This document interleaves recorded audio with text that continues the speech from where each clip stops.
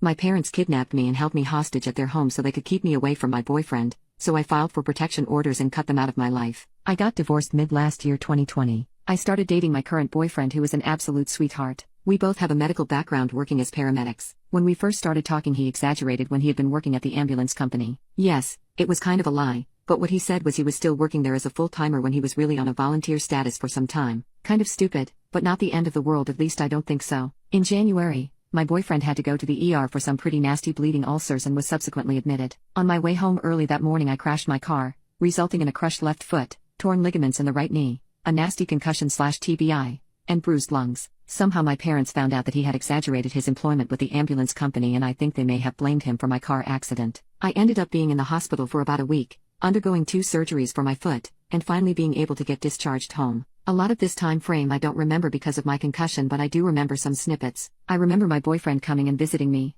helping me bathe, get up to use the restroom, which is incredibly hard with both legs not working, and so on, making sure I was comfortable and everything. My mom would come and visit me a couple of days during this time period and start telling me that my boyfriend was lying to me about a lot of random stupid stuff, and started planting these lies in my head when she knew I was compromised mentally. My boyfriend and his 2 kids had been living with me and my daughter up until this point. I initially wanted to come home to all of them for my healing process, which is still ongoing almost 5 months later. My parents barged into my apartment and kicked him and his 2 daughters out of my apartment, telling my complex that I wanted them out and I had specifically asked them to take care of it. I did no such thing. Since we were in the process of adding my boyfriend and the girls to my lease, this ended up in a near eviction for me and I had to go to my parents to rehab. A whole nother story, but it was hell. My parents had me block my boyfriend, and I didn't get the chance to see him again until nearly 3 weeks after I was released from the hospital, at which point I was able to talk to him and clear up all the lies my parents told me he had fed me. I realized that they had been the ones telling me lies. Now my parents have been assisting my boyfriend's soon-to-be ex-wife. They have been in the process of divorce for over a year,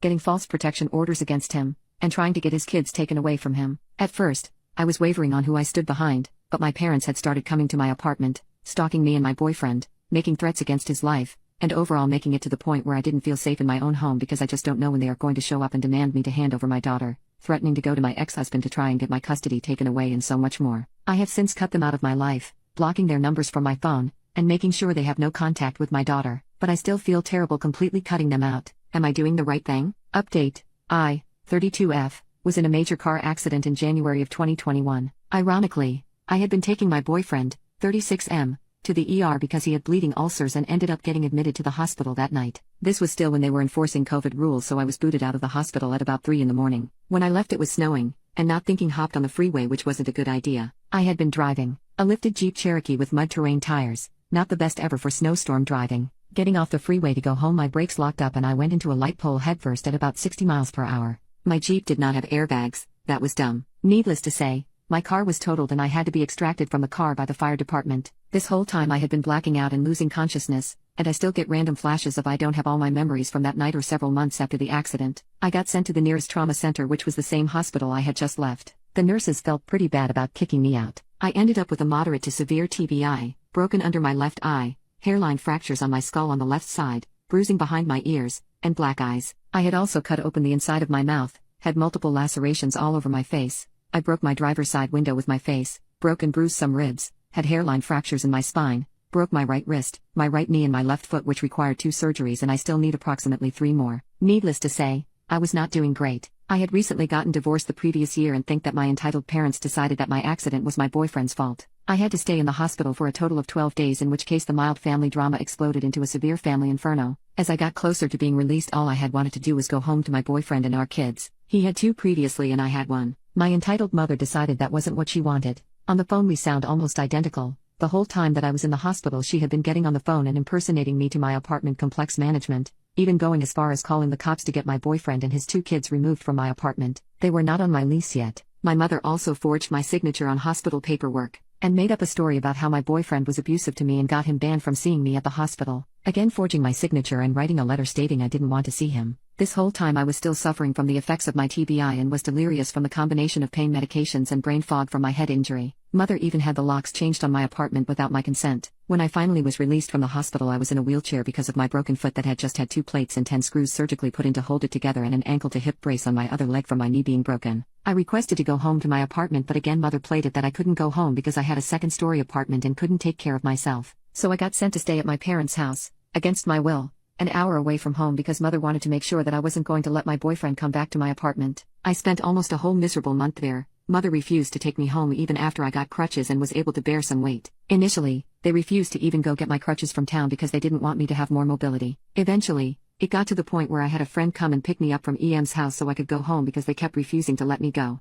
As I gained clarity in my mind and was taken off the intense pain medication, I was able to start rectifying the situations that mother made a huge mess of in my life, but I'm still trying to recover in some areas. I didn't find out until much later when medical bills started coming in that mother had called my boyfriend's health insurance company, impersonating me, and had me removed from his insurance. It took months of calling and badgering and footwork on my part to get the situation figured out and have the insurance pay for what they were supposed to pay for. It almost caused me to go bankrupt. At the same time, mother signed me up for minimal health insurance coverage through the state that I had no idea I was enrolled in until I got a bill later stating that I back owed fees. Needless to say, I eventually completely cut both mother and my father out of life after finding out how much they tried to control and how much they messed my life up. I ended up getting protection orders after they tried to break into my house, stalked me, and sent family and friends over to harass me. This whole incident was the straw that broke the camel's back. There was quite a bit of retaliation on their side that threw my life into a total tailspin ever since, but I'm sticking to my guns and not backing down. More information. My mother did tell me eventually what she had done with my insurance and how she changed it, but by that point, it was too late and I was scrambling to try and rectify the situation and get as much covered from my hospital stay as possible. Even doing that, I still owe nearly $50,000 in medical bills. For those who had questions about how I had gotten on his insurance in the first place, when he started the job,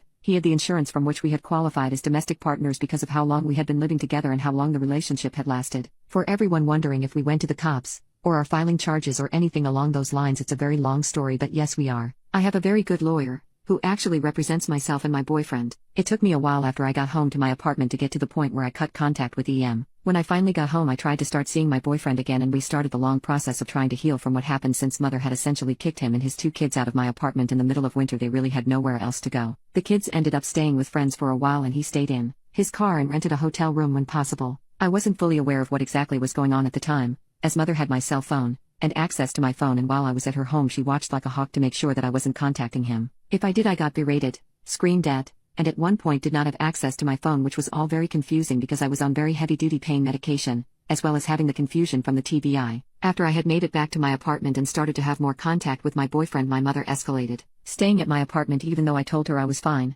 showing up randomly, and eventually getting so angry that I refused to cut contact with my boyfriend that she threatened to unalive him. That was when I grew a slight backbone and decided that it just wasn't going to get better. At that point, I filed for protection as well as my boyfriend, who copied my paperwork. When the first protection orders got dropped because we didn't have enough evidence, she had gotten a lawyer at this point, but we did not because we couldn't pay for a retainer, and this was before I had gotten smart enough to install cameras and a call recorder on my phone. My mother went to the city's prosecutor's office and told them that she wanted to press charges of perjury against my boyfriend. This is where the friendship with the prosecutor started, and it was very hard for us to get anything to stick because mother was getting in with our local PD and the prosecutor. Yes, they ended up going after my boyfriend and not me. Yes, that is selective prosecution. Yes, it is very illegal. At this same time, my mother and father are retired and have nothing better to do with themselves. They had been in contact with my boyfriend's ex-wife, and at the same time we were getting beaten down with a perjury case. They also helped my boyfriend's ex-wife start a custody battle for his children. They had been separated for some time, but the divorce had been stalled in court for several years at this point. They also filed in small claims court for lawyer and court fees after our first protection order was removed. My ex-husband had been allowing my daughter to see both of my parents still,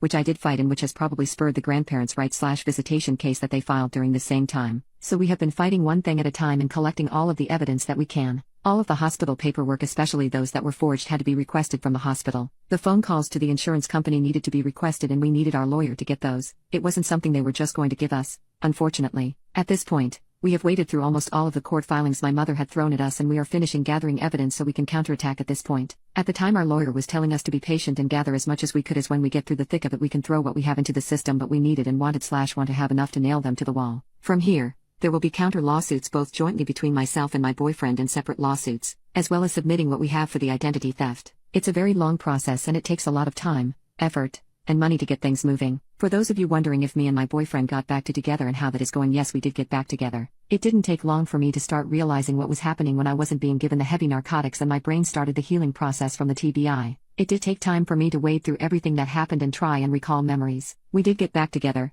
found a new place and moved back in together with his 2 kids and my daughter. We have had some hard times, and of course, we are both a little damaged from the whole process, but we both have counseling and are doing well.